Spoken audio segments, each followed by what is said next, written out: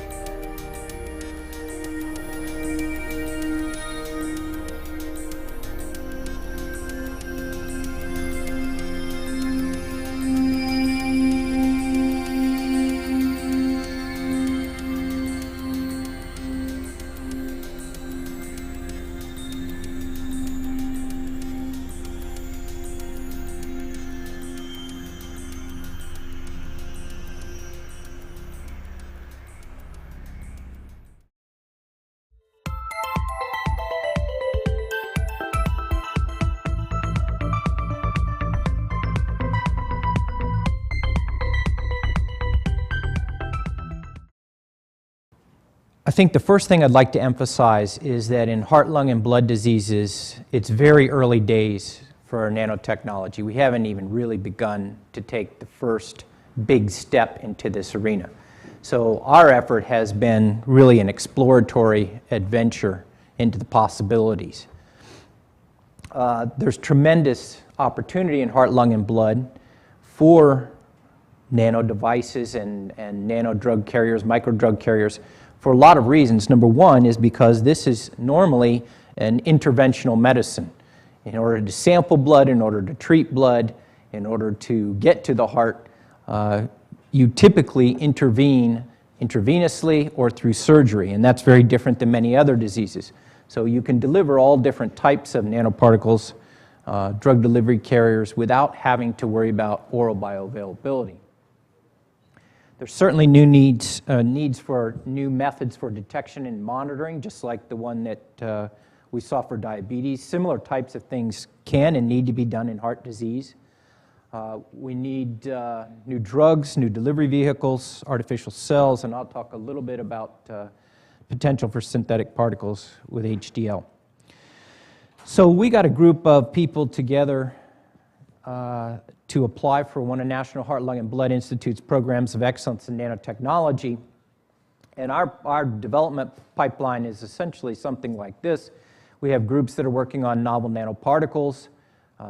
We have a physics group working on novel particle characterization and detection schemes. We have some really unique targeting approaches that some of the biologists and biochemists are experts at.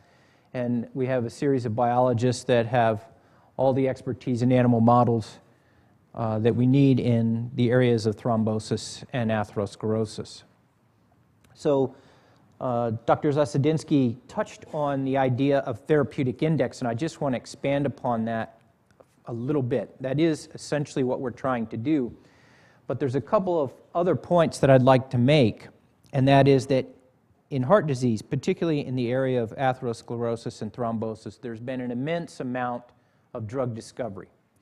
So several dozen compounds have been found that actually work in animals and are able to reverse plaque or to prevent thrombosis, but you can't deliver these systemically because they're toxic, they have some other side effect. So one of our strategies, one of our beliefs is that if you develop the appropriate nanocarriers, then you can rescue all of these compounds that certainly are effective, but that are unsafe. And that eliminates this 7 to 12-year discovery cycle that you're trapped in if you start with the fundamental biology and go to a small molecule. The other potential here is for delivering biologics, and I'll talk a little bit about the potential for delivering not only a biologic, but a biologic in combination with a drug.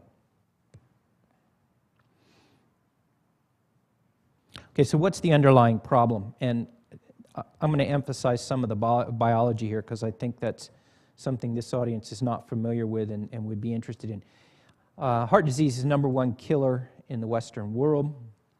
Every year in the U.S., 1.5 million people have a heart attack. 600,000 people die. A third of these within the first 24 hours. And a major percentage of those never have any symptoms. They just die. Sudden cardiac death. And that's probably on the order of 100,000 people a year.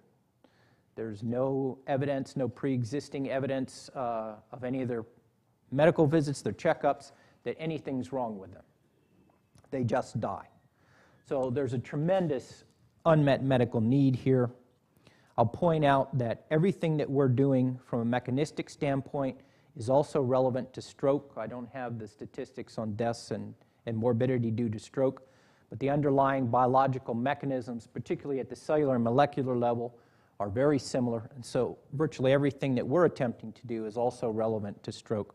Stroke also provides a little bit more opportunity because the arteries that you're actually trying to treat are more exposed than the arteries in the heart, so you have much more potential for external control and influence. In fact, sonography is already used in stroke, and you can imagine that you can combine sonography with the appropriate nanoparticles and affect an even better therapy. So cost is a big deal in this political climate, particularly medical costs.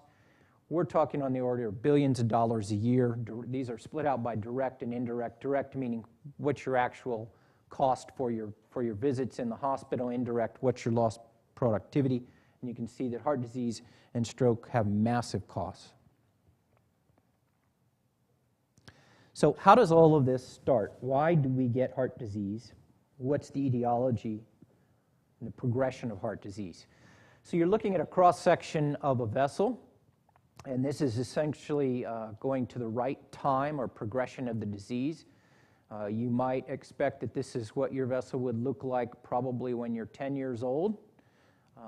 Autopsies have shown that in most children around age 13, right around puberty, you can see the first evidence of heart disease, which are called fatty streaks. These are essentially cholesterol that has built up inside of macrophages inside your vessels.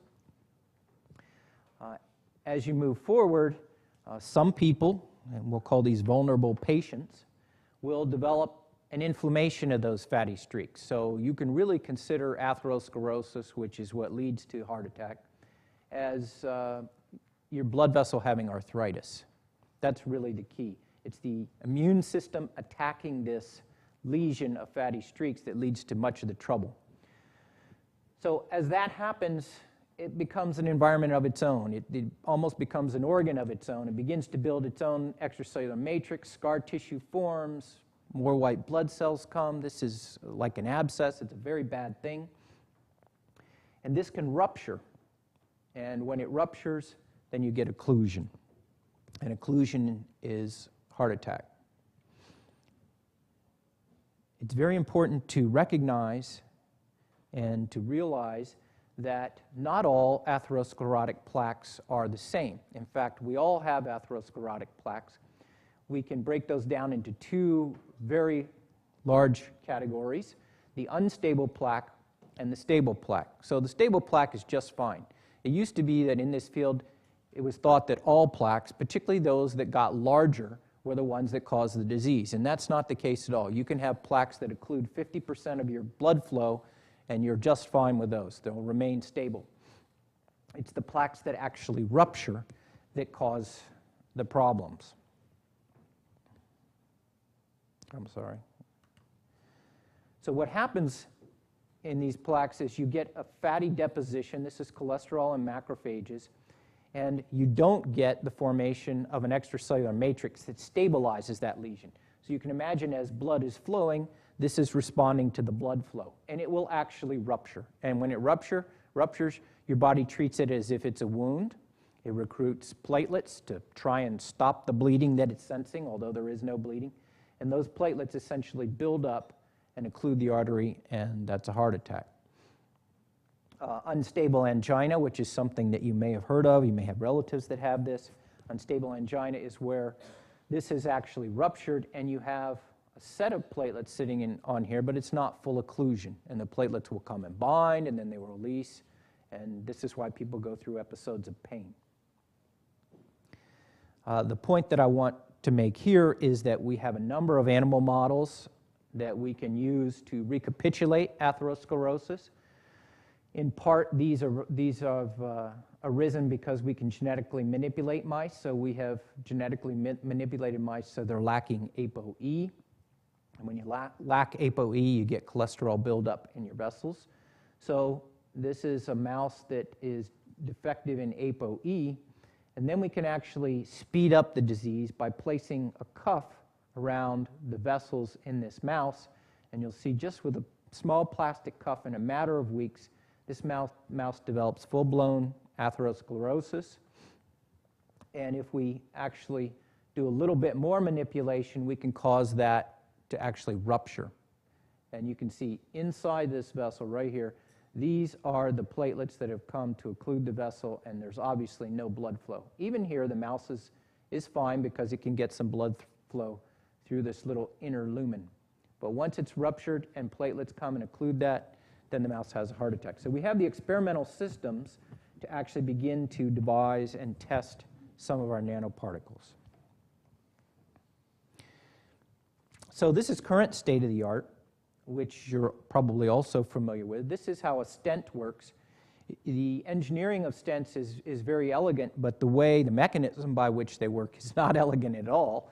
You essentially put a sheath into an artery, and then you use a balloon to actually expand this metal sheath, and it simply takes the vessel and opens it up just by pressure. So you're just squishing the plaque to the outer part of the vessel, and you're creating an opening. So this is standard care for people that have atherosclerosis in an advanced stage now. And it's fairly remarkable. You can go in and get a stent and be out of the hospital the next day in many cases. We're trying to do something a little bit more elegant and to achieve effect far before you would actually have to get a stent, or in cases where you're not aware that you have plaque and you get into trouble with MI.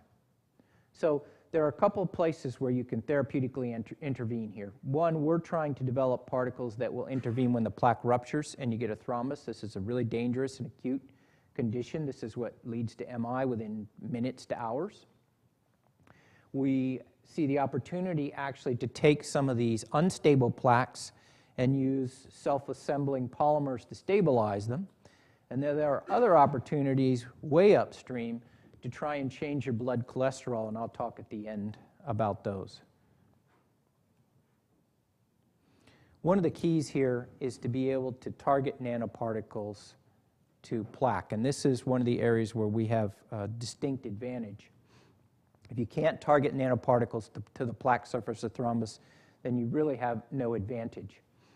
And Erkki Ruslahti has developed, who's here at UCSB and also at the Burnham, developed a method that he calls in vivo phage display. And you can essentially use a phage library. This is a virus for bacterium that displays peptides on its surface, and you can display a library of about 1 billion different combinations of peptide sequences. And what he has shown is that you can inject these into the mouse that has atherosclerosis or cancer, and you can recover the actual phage that bind to the lesion that you're interested in. In our case, atherosclerotic lesions. Once you recover those, you can determine the sequence of the peptide, and you can then use that peptide in a synthetic form, as you'll see in a bit, to actually target nanoparticles. So we're actually using biology here to deliver molecular diversity, and then we're harvesting that molecular diversity for our own benefit. The other targeting strategy that we use is to simply use a biological mimic. So these are some of the proteins that are expressed on the surface of the platelet, which is the cell that causes occlusion. A key one being GP1B alpha. It's a platelet receptor, and it binds to a blood protein called von Willebrand factor. That interaction in particular is essential for building a platelet aggregate and a platelet thrombus. And we have devised nanoparticles in which we can conjugate a very small portion of von Willebrand factor and get that to bind to the platelet surface. And I want to tell you about that a little bit right now. This is actually a video. We've taken these stills, a video of a mouse that has actually been injured. We've injured its aorta, which is a small drop of ferric chloride, and that causes a little bit of a lesion that begets platelets to begin to adhere. And within a few minutes, you actually get full occlusion of that vessel. So in this experiment, we have fluorescently stained the platelets green, and those are in the top panels. And you can see that this is about 7 minutes after injury. You can see that those platelets have begun to occlude the artery. This is full occlusion. So the boundaries of the artery are right here and right here.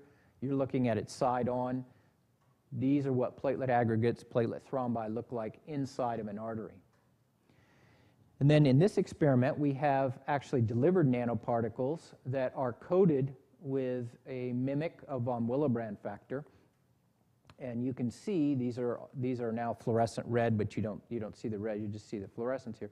When those are injected about 3 minutes after we've started the injury, those nanoparticles begin to accumulate with those platelets. If we do the control experiment and just make a mutation in this von Willebrand factor mimic, it's a very small single amino acid point mutation, we get no targeting of the nanoparticles to the thrombus.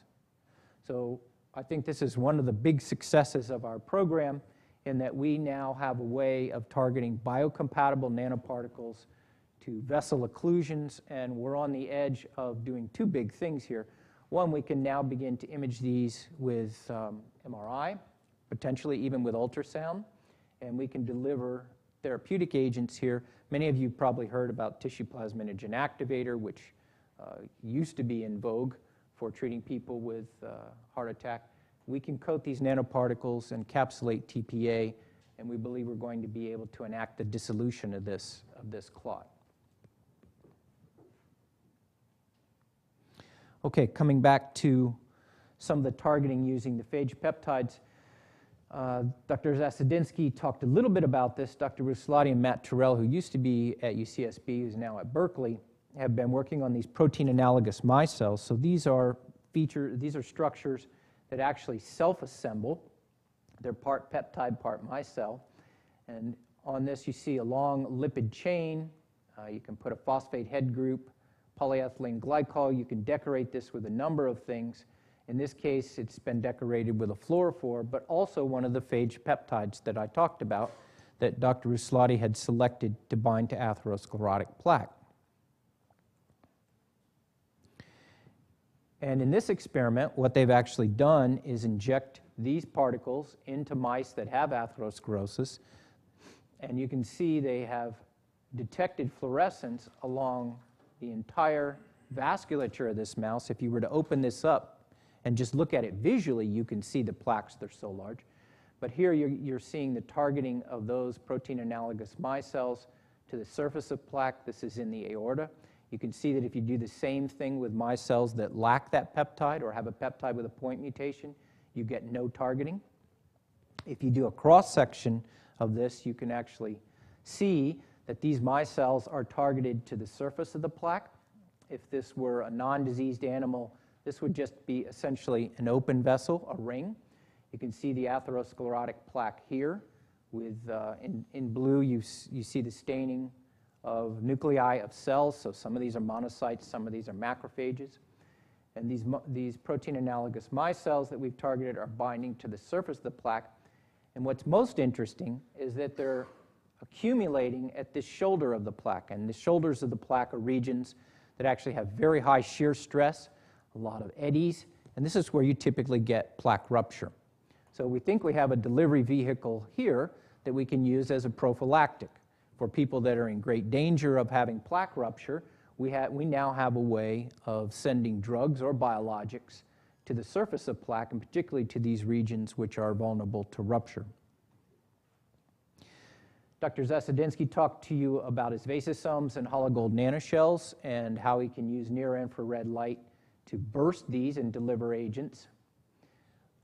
I'll say that I was just at a conference at Harvard where one of the other programs of excellence in nanotechnology presented, and they are developing catheters that you actually put right in through the vein and can go all the way up into the heart, and those catheters can deliver near-infrared light in a very localized region. So my hope is to convince Dr. Zasadinsky to encapsulate some important drugs, and we'll attempt to target those with his vasosome targeting agents and activate them, release the drug with the near-infrared catheters that have been developed at Harvard. Dr. Mitra Grotri's group, who is the chair of this session, has done a really fantastic job of developing ways of changing the shape of micro and nanoparticles, and this is a menu, a library of shapes that they figured out how to develop. I think the most striking thing that I've seen out of their group is this slide, which one of Dr. Mitra Grotri's students, graduate students, presented at our meeting at Harvard, and he presented it without labels down here, and he asked the group, can you tell which one is a normal red blood cell and which one is a synthetic red blood cell? And you know, there were a bunch of biologists in the audience, and it was about 50-50. And you can see that the synthetic red blood cells look almost exactly like normal red blood cells.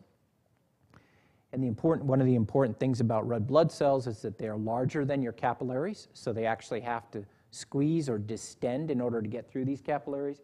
Dr. Mitra Grotri's group has actually been able to make these synthetic red blood cells so that they will distend, they will collapse, and you can get them through the small capillaries. So we think this is a way of actually delivering blood. And I would also say that Dr. Mitra Grotri's group has done a similar type of thing with making synthetic platelets. So if you're in a car accident or you're on the battlefield and you go through some trauma which you're bleeding internally, physicians have a very difficult time of identifying where that lesion is. And if we can develop methods or deploy methods for delivering synthetic platelets, synthetic red blood cells, then that'll go a long way in trauma medicine that's relevant to heart, lung, and blood disease. One of the other things that our group has been working on is developing methods to actually detect nanoparticles. And from the standpoint of blood disease, I think it's important to realize that we've studied blood at the micro level and above. We know what cells are in there. We know what particles are in the blood when you get to about a micron. We can measure that. But we have no idea what's really in the blood at the nano level. So Andrew Cleland's group has been developing methods to actually detect nanoparticles, and I won't go through the specifics here, but the important point being that they can now very accurately detect differences between nanoparticles of 200 and 100 nanometers, and the most recent data I've seen is all the way down to around 50 nanometers. So this is going to be a tremendous discovery element for us.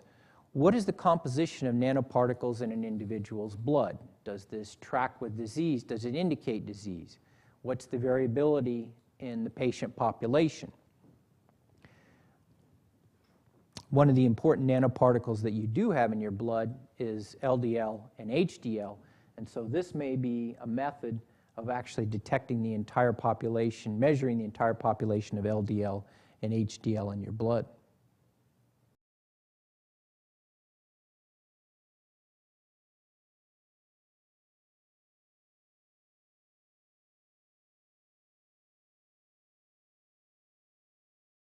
A lot what we do is about timing, and so a lot what you're talking about, you know, delivering, restoring blood flow and things like that in the heart or in the brain. It's all about timing. Mm-hmm. What can you do, or what's on the horizon to improve flow? What we can do, maybe in the ambulance? Yeah, actually, that's a great question. And it's interesting when you consider tissue plasminogen activator, which is an approved drug and which does restore blood flow, and probably 10 or 12 years ago was a standard of care for people that were having a heart attack. Tissue plasminogen activator has some problems because it causes bleeding at other sites.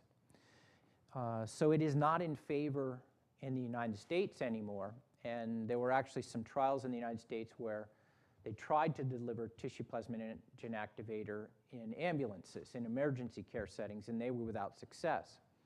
However, if you look at France, they have set up an entire system so that they very safely and effectively deliver tissue plasminogen activator in the ambulance.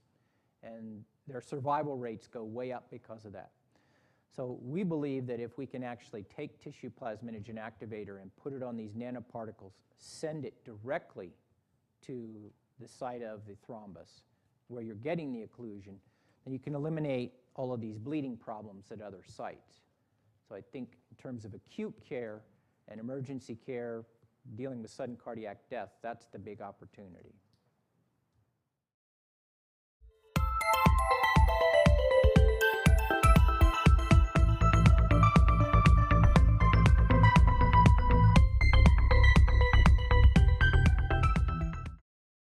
Some of you might have been wondering who this very distinguished looking gentleman was on the first slide of my talk.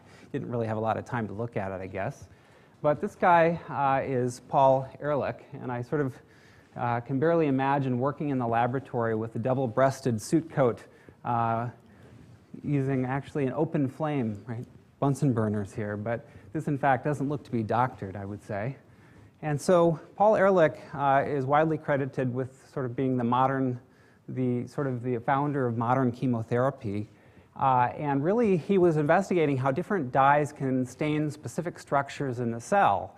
And he basically remarked at some point that magic bullets are basically compounds that can specifically identify a target without harming the host organism. I think that's a very important concept. And Ehrlich was later awarded the Nobel Prize in 1908 for multiple different discoveries. And so I think his major contribution was recognizing the need for selectivity in medicine. Okay, so it wasn't until actually 75 years later that Kohler and Milstein actually developed a process to produce monoclonal antibodies, and for that process received the Nobel Prize eventually. And then a short time later, the first clinical trials were initiated with murine monoclonal antibodies, which in this case actually failed due to human anti-mouse antibody production. And later, excuse me, I'm sorry, that discussion about anxiety earlier, I think, tripped me up here a bit. Okay, so, all right, so Herceptin actually was developed later by Genentech. And this is really the first FDA-approved antibody, I would say, for the treatment of breast cancer. And then now, in 2009, we actually have over 20 different approved antibody therapeutics with over 100 in clinical trials. Okay, so we're looking at an explosion in new antibody therapeutics with the expectation that about half of these will be approved. All right, so it turns out that we can really make antibodies that are highly specific for their target. Okay, but the problem is that the target itself is not confined to sites of disease.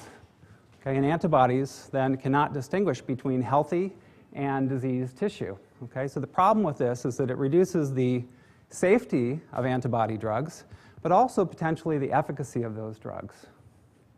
And in the case of imaging, for example, in imaging vulnerable plaques, we have reduced selectivity of molecular diagnostic imaging agents, which effectively reduces our ability to pick up those plaques early in the disease process. All right, so to understand sort of the importance of this problem, you need not look much further than some of the approved blockbuster drugs. And I apologize for this slide. This is, again, our Mac to PC compatibility issue. So if you just look at drugs, for example, that target HER2, blockbuster drug, typically considered to be over $1 billion of revenues. These drugs actually target HER2 in cardiac myocytes and lead to cardiac toxicity. For example, antibodies that target VEGF can cause gastrointestinal perforations, kidney disease, and an increased risk of stroke and heart attack. And another example from the cancer space are drugs that target epidermal growth factor receptor. And these drugs can give rise to a very severe and blistering skin rash that, of course, is tolerated, as you might imagine, by oncologists, but really certainly unpleasant to say the least for patients. But the problem isn't limited to oncology. And so you just think outside of oncology, for example, in rheumatoid arthritis, where TNF-alpha is the target, drugs like Humira and Remicade can lead to an increased risk of infections, or even, as was recently announced, malignancies. So there really are some severe problems associated with antibody therapeutics, although we tend to think of them as being exquisitely specific. So then you might wonder, well, how could we restrict the activity of an antibody to a site of disease? Okay? And so what we'd really like to have, if you could imagine, is some antibody that somehow was completely dead or inactive in normal tissues. And then upon encountering the disease site, that antibody could be triggered on so that it can essentially bind to its target and exert its function. But then again would be off in circulation. And really this is sort of what motivated us to pursue the work that I'm going to tell you a little bit more about today. So then the next question is, well, what are you going to use to trigger the antibody? And so we thought certainly proteases looked like an interesting opportunity here. Proteases are expressed in just about every pathology you can name. And their activity can be detected locally at sites of disease. So consider, for example, this collagen-induced arthritis model. And you can very clearly see the increased intensity that basically is detecting protease activity locally in the joint of this animal. And this is the activity of the protease cathepsin B and matrix metalloproteases. And over here in tumors, of course, there are many different proteases that are expressed and active in tumors. And they include, for example, members of the matrix metalloprotease family, or MMPs. Maybe a more famous example is the kallikreins, of which prostate-specific antigen is a very famous example for the detection of prostate cancer. And then lastly, all those enzymes that are involved in blood clotting, since a tumor looks much like a healing wound. Okay, so we really focused on using proteases as a way to activate an antibody, and since biological systems are already really good at doing this by building proteins that are regulated by a protease, we asked the question, well, how could we design and build an antibody that responds to a protease? So this sort of comes down to a molecular engineering challenge. And this is the kind of thing that we really enjoy and like to do. And so the strategy is shown here, and it basically involves tethering of a blocking ligand to the antibody. So shown over here is that classic Y structure of an IgG molecule, with an important exception that it has a tethered ligand on the outer binding domains of this antibody. And so if you zoom in, basically this pro-antibody then is composed of a mask that binds very tightly to the binding site of an antibody, and a substrate that can be used to cleave that mask and allow it to float away, okay, to dissociate. So in the absence of the protease, this mask can pop off, right? It dissociates, and that can happen spontaneously. But the reassociation is very fast because of the very high local concentration that's due to tethering. Okay? When you keep this thing tethered, the concentration locally is in the millimolar range, which is a really big number for concentrations. And so in the presence of the protease, that mask is then clipped off and removed, and then we can actually now bind to our antigens. So this is the strategy that we chose to pursue, and in fact, it did turn out to work. But here's what we'd like to do. Effectively, we want to reduce the affinity of the antibody by masking, and this comes back to the therapeutic index idea that we heard earlier in our first talk of the session. And so if you look at a typical antibody, right, it has some high affinity binding curve. This is the isotherm for binding. But what we want to do is block the affinity of that antibody and shift the equilibrium to the right, okay, so that we will not be able to bind our target until the activation occurs. Okay, so that's our goal. And so in thinking about possible applications for this, we just heard much about atherosclerosis. And clearly, it would be an understatement to say that this remains a problem in America and other countries. But in atherosclerosis, just to remind you of a few important points that Jeff mentioned in his talk, and that is that inflammation does occur locally in the plaque, and that inflammation has a specific molecular signature that we'd like to detect in this case. So really, our goal here is to be able to detect the presence of this plaque and those plaques that are most likely to lead to rupture. And so here you can see the cross-section of the artery with a plaque that has actually ruptured, and very clearly see where that rupture has even occurred. So the goal then is, how can we detect this inflammatory process that occurs in the plaque? So to understand how we might do that, you can just think about the simple cartoon of some of the many processes that occur in a plaque. And the first is that cells are recruited from the blood, monocytes. Those cells differentiate into macrophages, and those macrophages essentially attempt to clean up this plaque. They're going to try to remediate the plaque. But in the process of doing so, they actually make a number of molecules that actually contribute to the problem, including matrix metalloproteases that have collagenase activity. So these are proteases that can actually break down this collagen fibrous cap that, as Jeff told us, was in fact protective. So the important point here is that our MMPs, these collagenases, are co-localized with specific markers that are present on smooth muscle cells and endothelial cells. And our goal here is to specifically be able to target these particular markers. All right, so the first component we would need to build this molecule would be a mask. And to generate an effective mask, we really need to have high affinity for the target antibody. So this is a selectivity question. Or rather, very specific for the target antibody. We also want the mask to be of high affinity, so that it tightly blocks the activity of that antibody until protease cleavage occurs. But it can't be so high that this thing doesn't fall off after proteolytic cleavage. So that's really our design challenge. And to do that, we turn to a tool that we've been using for many years, known as Bacterial Display Library Technology. And this is analogous to the Phage Display Library you maybe just heard about. The idea is that you produce libraries of billions of molecules displayed on the outer surface of bacterial cells. And in this case, the molecule of interest is displayed in many copies on the surface of an E. coli bacteria.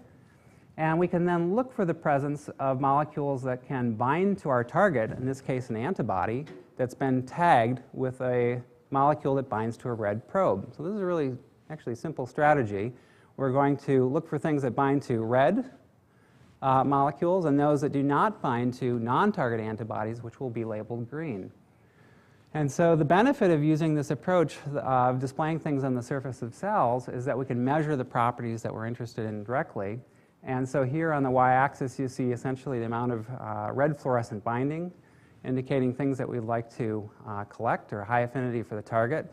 And then on the x-axis, we're about looking at non-target binding. Okay, so you can gather from this the things that we don't want bind to both the non-targets and the targets, so they're out here. The things that we do want bind over here. And that simple strategy allows us to collect things that have high selectivity. So I stole from the Cytomics website this, I think, sort of intriguing image. And this image basically represents bacterial libraries that display these specific binding ligands. Hopefully this just drives home the point that what we can do is label specific target proteins with a green fluorophore and non-target proteins with a red fluorophore, and then look for the amount of binding to red versus green, right? So that ratio of red and green fluorescence gives us directly an indicator of the specificity of our molecular interaction. Okay, so we did that for our target antibody that binds to VCAM1, and we obtained a set of molecules that potently bind and block the binding site of that antibody.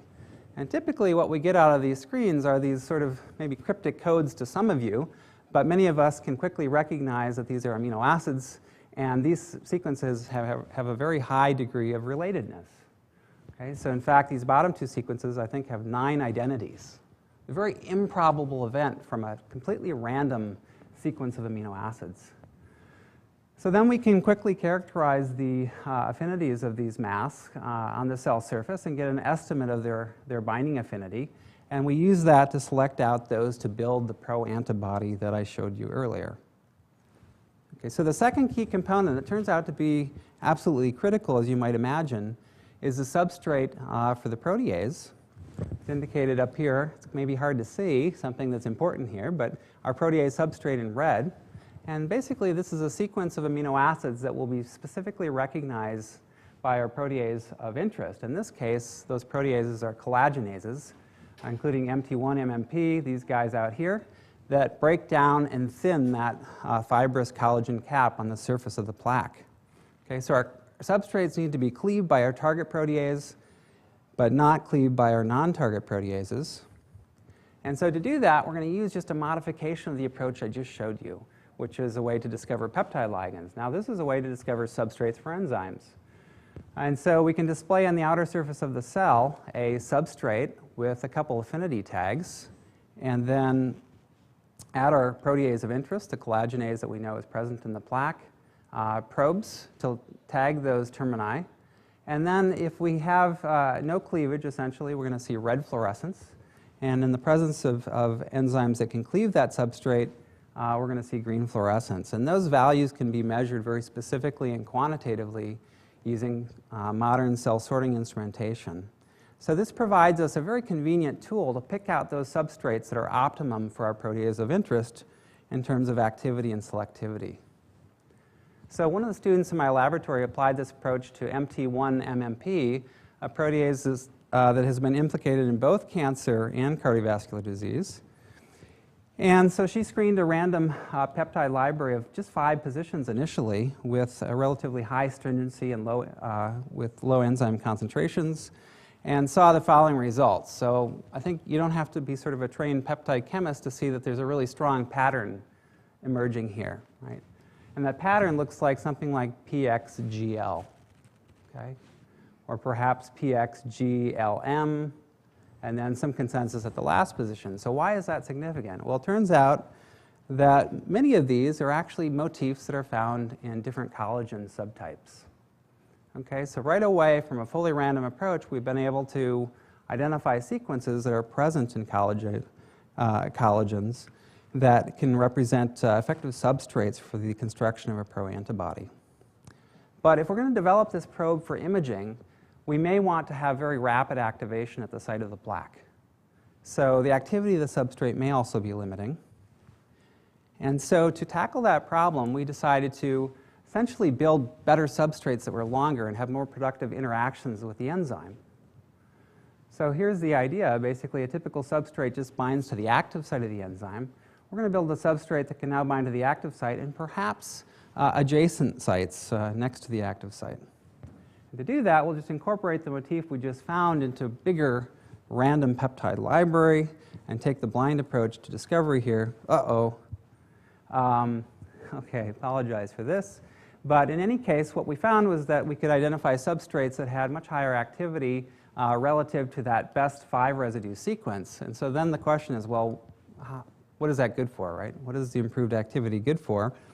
And so we can measure that activity using a simple biochemical assay as shown here. We actually build fluorescent probes that can act as sensors for this protease activity. And what you can see here is that those substrates that we've discovered using this new approach actually have significantly faster cleavage than substrates that have been reported previously. This is in vitro, so then we looked at the activity of these substrates in cell culture.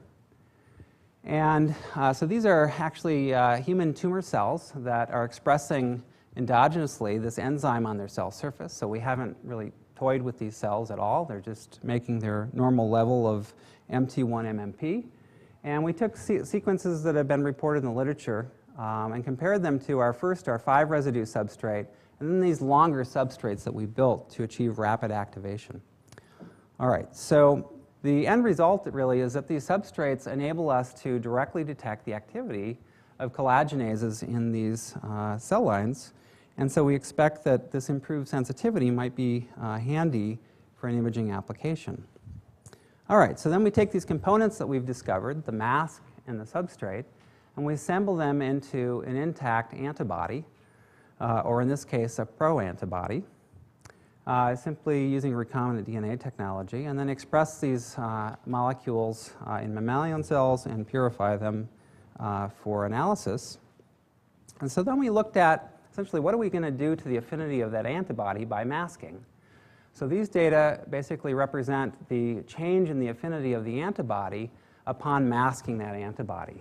Okay? So in the absence of MMP, the pro-antibody has a relatively poor affinity, but when you add the protease, the affinity shifts to a higher value. In other words, the curve shifts to the left.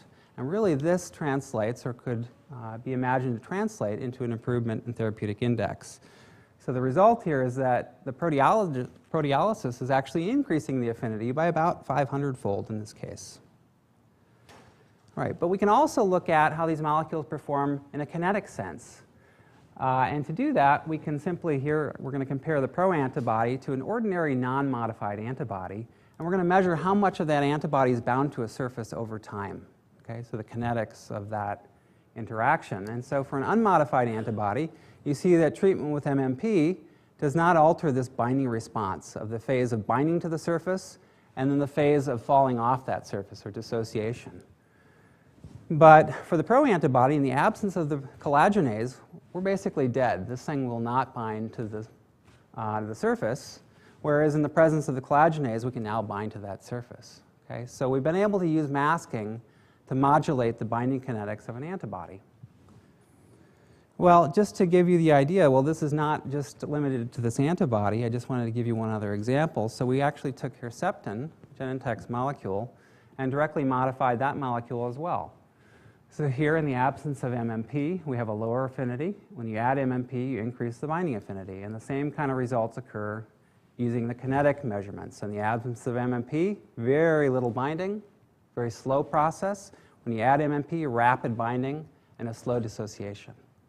Okay, so we're not just limited to one target. And so in parallel with our efforts, we founded a company called Therapeutics that's here in Santa Barbara, and they've been pushing this technology forward aggressively. And so here's one of their examples that they've shared with me to present with you today. And here is an antibody essentially that recognizes vascular endothelial growth factor, or VEGF. And so in the case, in the absence of protease, this thing is completely dead, and it will not bind to its target.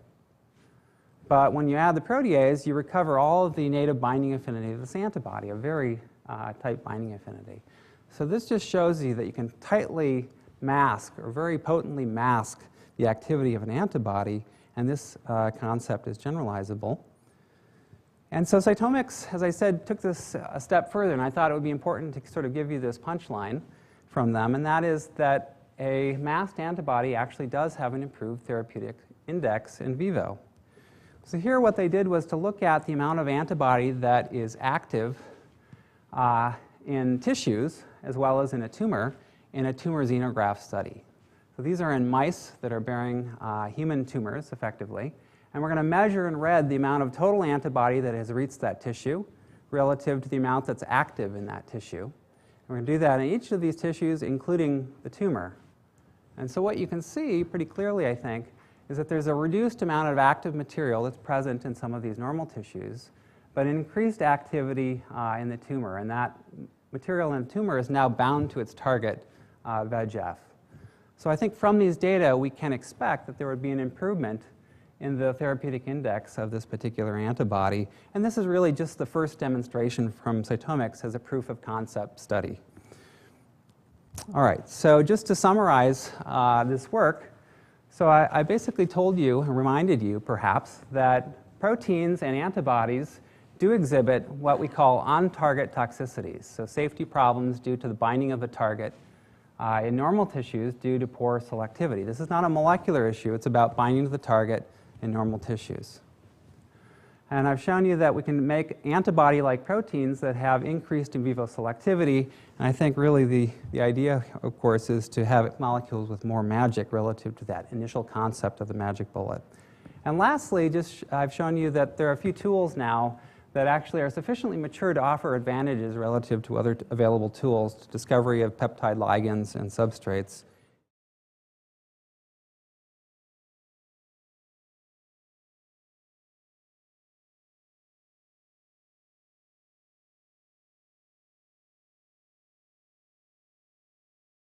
When you put these peptides in the context of the antibody and the mask, does it change the KD and KCAT of the peptide as a substrate? Or did you find a hurdle there for the KCAT?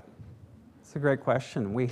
At this point, when we move the substrates from a cell display or a soluble context in the pro-antibodies, we don't see a major change in their activity, but the rates of cleavage do change dependent upon their context, as you might expect. But we don't have enough measurements that I can give you a final answer on that today. The affinity that you have measured, that you have shown, when you add the MMPs or not the MMPs, are done in vitro or in vivo? Sorry. Okay, because I'm asking this, so your molecule will bind the antibody, then you have a peptide that is a substrate for the MMP. So even if you have these cuts of these peptides with the MMPs, the molecule, so it will mask still the antibody. So how would you guarantee that if it's high affinity, it goes out to bind to the target that you want in vivo? I'm not sure if I completely understand the question, but I'd be happy to talk with you afterwards, see if I can clarify something if something wasn't clear. Okay, thank you.